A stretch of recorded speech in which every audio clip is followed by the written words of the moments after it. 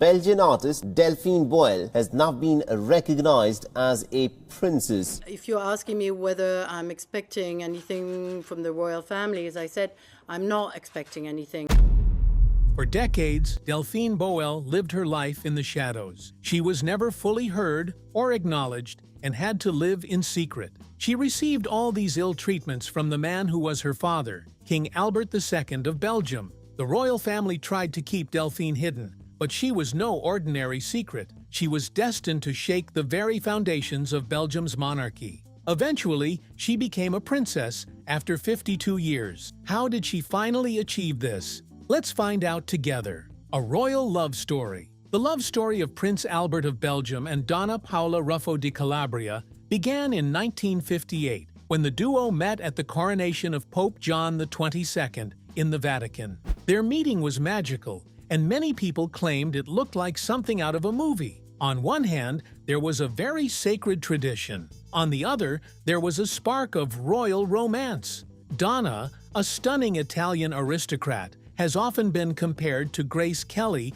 for her elegance and beauty. These were the very same features that captured Albert's attention and drew him to her. The duo hit it off immediately and became friends for 2 months before moving their relationship to a more romantic one. After knowing each other for 4 months, they got engaged. The relationship moved too fast, and Albert soon brought Donna to meet his parents and introduced her to them as his wife. Even though almost everyone was happy for him, they could not help but ask, is this truly romance? Or did Albert's action have something to do with duty and pressure? Despite this, the people could not help but be drawn in by such a beautiful display of love and passion. The couple announced their engagement with so much joy. They celebrated at the Hotel de Ville in Brussels, and before they had even reached there, thousands of people had gathered and were cheering from beneath the balcony. Their engagement was truly beautiful, and by the 2nd of July, 1959, the duo got married. Their wedding took place first in a civil ceremony at the Empire Salon of the Royal Palace of Brussels, and the brief service was conducted by the Mayor of Brussels, Lucien Couramans. Then, they had a religious ceremony at the Cathedral of St. Michael and St. Gudula. Their wedding was just what one would expect from royals like that. It covered every newspaper outlet. It brought so much hope to the people, and it was extremely luxurious. During the wedding, Princess Donna was stunning in her wedding gown. Her natural beauty radiated so much that she did not need to do too much to stand out from the crowd that day. It didn't take long before every media outlet spoke about her stunning appearance. The media documented every single outfit, every wave, and every unique moment of the wedding. Donna's beauty really stood out throughout. Just like that, Prince Albert and Princess Donna became the golden couple in Belgium. Their marriage produced 3 beautiful children. Everyone loved how elegantly and gracefully they carried themselves. Every time they appeared in public, their appearances showed unity and affection. The press and the people loved this because it proved that there was truly hope for them as a people. Even though the entire family tried their very best to give people the impression that all was well, soon people began to notice that the story between these 2 lovebirds was much more complicated. They had very different personalities, beliefs, and expectations. And soon, the weight of being the most favorite royal couple began to dawn on them, slowly washing away the image of a perfect union. Around this time, Prince Albert took a vacation to Greece in 1966. The main purpose of this trip was to allow him to relax and reconnect with his inner self. However, this was not exactly what happened during the journey. What truly happened during the trip was much more gruesome. The affair that changed everything. When Prince Albert traveled to Greece, he met Baroness Sibylle de Célisse-Longchamp, a woman with whom he had an affair. Sibylle was a beautiful, elegant, educated, and born into a very noble home. By that time, she was married to Jacques Boël, a very wealthy industrialist. However, when she met Albert, she could not deny the beautiful feeling that erupted in her. The two engaged in this secret affair for over 18 years. But in 1968, what they had struggled to hide for so long came to the surface as Sibylle got pregnant and gave birth to their daughter Delphine. When Delphine was born, everyone, including Delphine, believed that her father was Jacques Boël. Sibylle's husband. It was only after 17 years that Delphine learned that her real father was Prince Albert. However, back then, no one knew about the prince's affair. The only people who knew were the royal family. They secretly advised Sibylle to leave Brussels to ensure that the news didn't spread and become a scandal. Some reports even go as far as stating that she was being pressured to do this. Whichever way the royal family went about this worked, because soon Sibylle moved to London and took her daughter Delphine with her. After several months, she and Jacques Boël divorced, and after some years, she married a British nobleman named Michael Kaiser, the son of a shipping magnate. However, before this happened, Albert played the diligent role of a father to Delphine, even though it was done in secret. He never missed any of her birthdays or special holidays. He would send thoughtful gifts and spend holidays with Sibylle and Delphine as close friends. In these moments, Delphine developed a strong bond with Albert. This made her father to not be a stranger to her. He became a kind man who had a familiar face, and even when the relationship came with a condition of being kept a secret, it did not stop Delphine from still loving her father. Albert acted in the best image of the royal family, and even when he would shower Delphine with love in the shadows, he never publicly acknowledged it. However, over time, Delphine began to ask questions. Who was her father? And why was this close family friend so interested in her life? She asked this question for years until her mother finally told her that Albert was her real father. They could not make their relationship public to protect the royal family's image. Who is Delphine Boël? When Delphine finally discovered this truth, she was devastated. She could tell that her father loved her because he always made an effort to be present at almost every significant event of her life. But she could not overlook the pain that erupted in her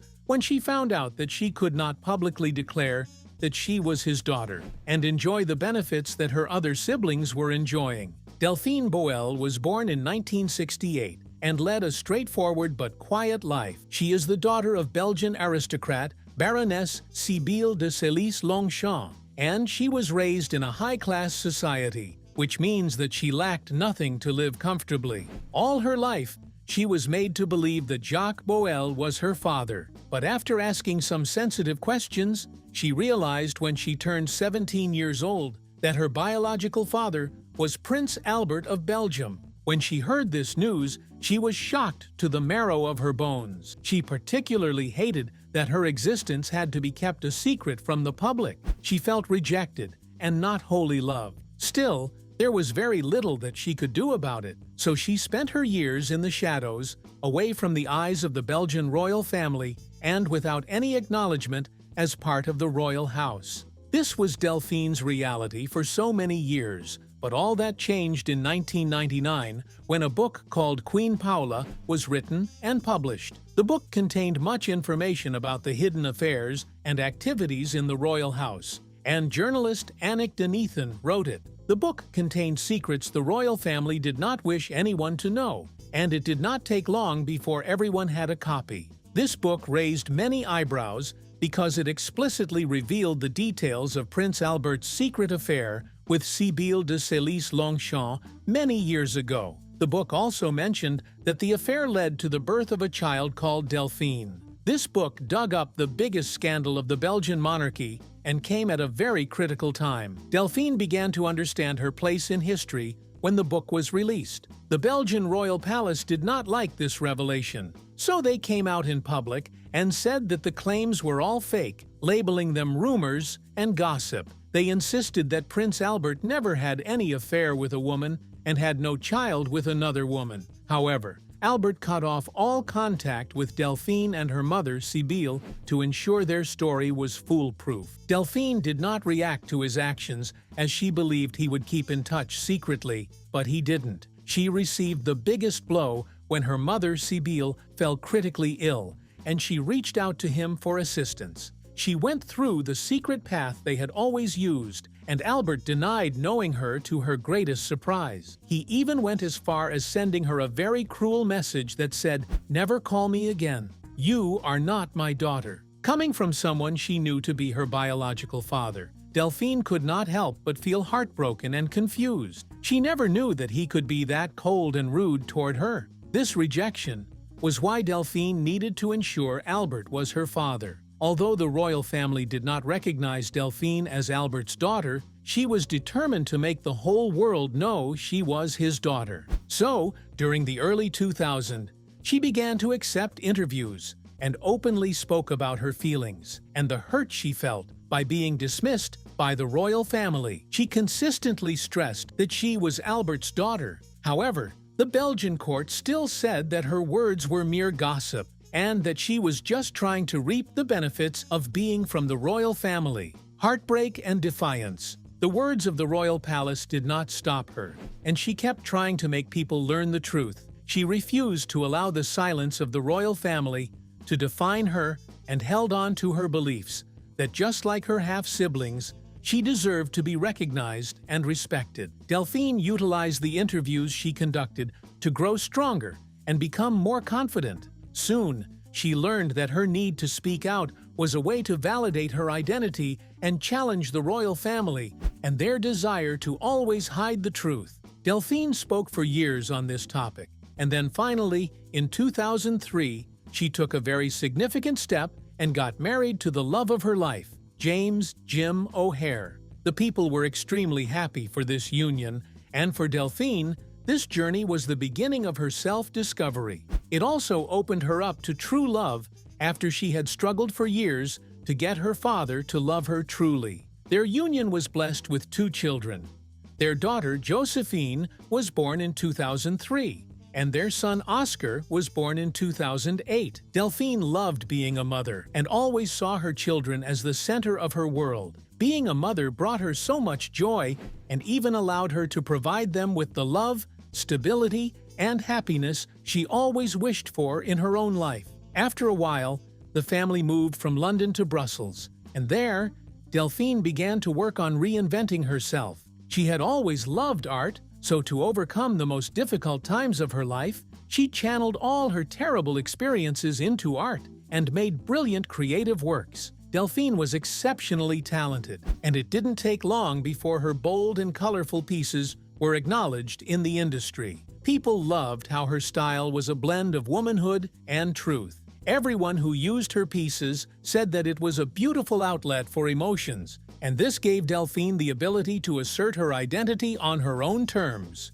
Her work grew so much that top models soon featured her scarves, clothes, and skirts on runways. Delphine studied her art in London at the Chelsea School of Art and Design, and in 1990, she earned a Bachelor of Arts degree in Fine Arts. Later, she moved to Brussels, where she was widely recognized for her work. Her words spoke to many audiences, especially those struggling to carve an authentic identity. To them, her art was not just a piece of work, but a symbol of strength and independence. All her exhibitions were powerful statements that showed the world who she truly was and what she stood for.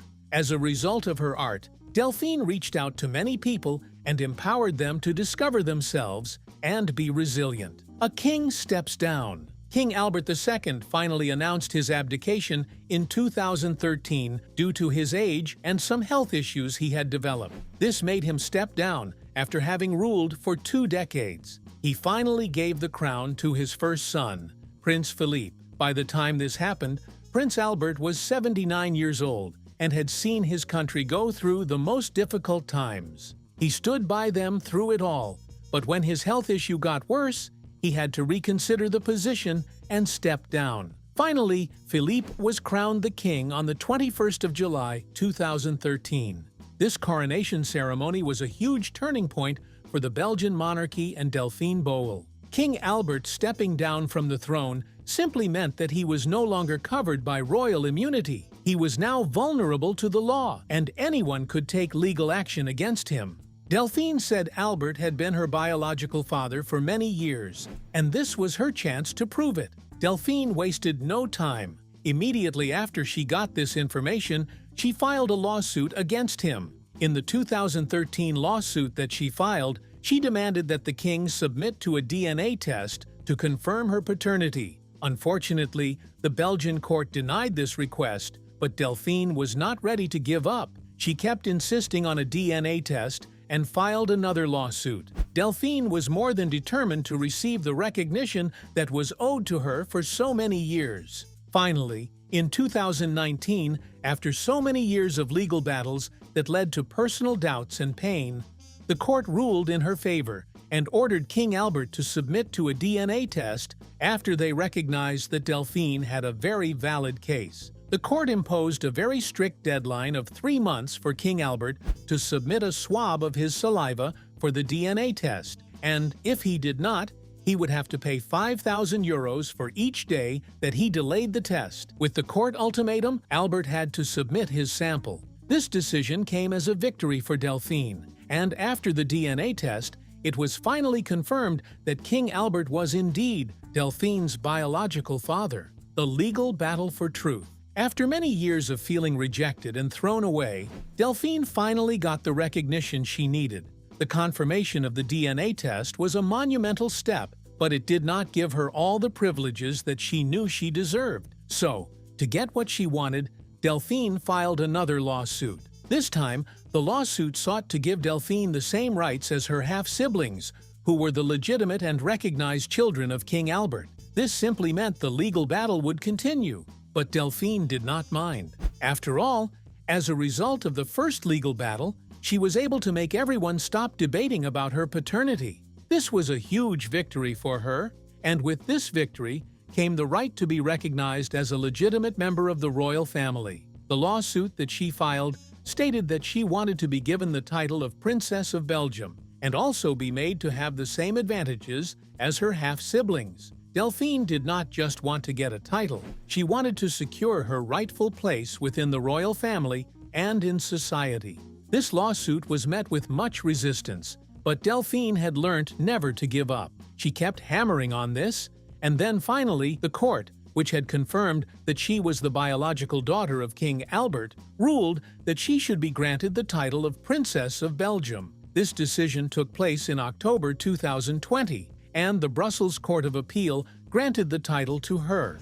The court also stated that she could now drop the surname Boël and take up the royal family's name Saxe-Coburg if she wanted to. This ruling was a very significant moment in Delphine's life because it simply meant that after so many years of battles, she was finally being recognized in society as a member of the royal family, and she even had the protection that came with her royal title. However, despite this victory, Delphine and her children could never ascend the throne, but this did not mean that they still could not enjoy the benefits of being associated with the royal family. The ruling did so much for Delphine. Not only did it grant her the victory she yearned for so many years after facing so much rejection, but it also served as the end of a very painful journey during which she was constantly at war with the royal family.